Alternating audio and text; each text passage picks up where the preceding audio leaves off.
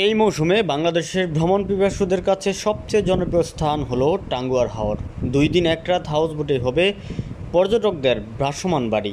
রান্নাবান্না, খাওয়া দাওয়া, গোসল, ঘুম থেকে শুরু করে সব কিছুই হবে হাউসবোটে। ঘুরে ঘুরে দেখা যাবে হাওরের সুন্দর দৃশ্য। আজকের ভিডিওতে থাকছে টাঙ্গুয়ার হাওর ভ্রমণের কিছু গুরুত্বপূর্ণ তথ্য।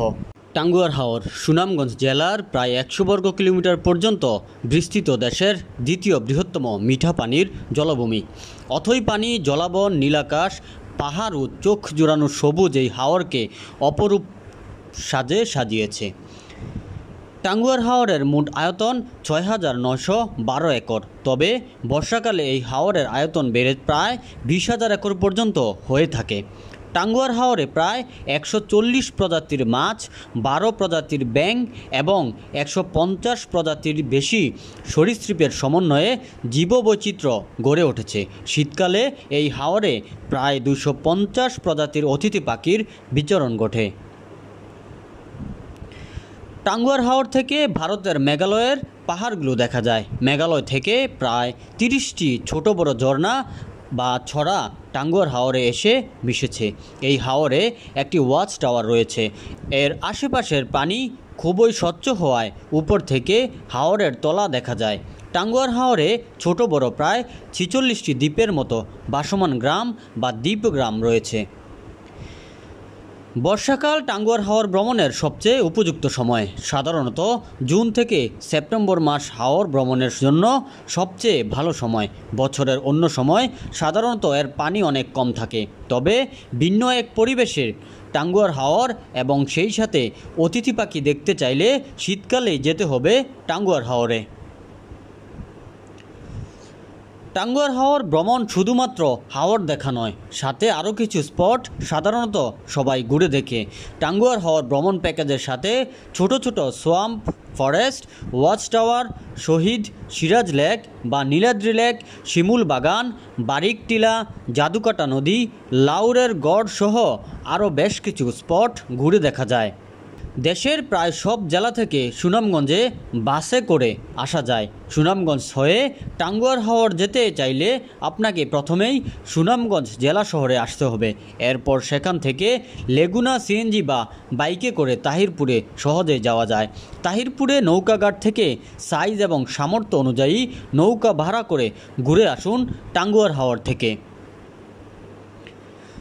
বর্তমানে নানা ধরনের নানান মানের হাউসবোট রয়েছে। সেমি হাউসবোট কিংবা গতানুগতিক নৌকা পাওয়া যায় টাঙ্গুয়ার হাওর ঘুরে দেখার জন্য। প্যাকেজ অনুযায়ী বিভিন্ন মানের হাউসবোটের ভাড়া এক এক রকম। সাধারণত 1 রাত থাকা, সব বেলার খাবার ও টাঙ্গুয়ার হাওর সহ আশেপাশের সকল স্পট ঘুরে দেখার প্যাকেজ। প্রিমিয়াম বোটগুলোর ক্ষেত্রে জনপ্রতি 6 থেকে 10,000 টাকা পর্যন্ত হয়ে থাকে।